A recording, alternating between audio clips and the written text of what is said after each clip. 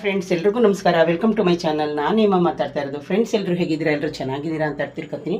Friends ಇವತ್ತು ಸ್ವಲ್ಪ ನಂದು 10-11 ಗಂಟೆನೇ ಆಗೋಯ್ತು ನಾಷ್ಟ ಮಾಡೋಕ್ಕೆ, ವೀಡಿಯೋ ಹಾಕೋಕ್ಕೆ.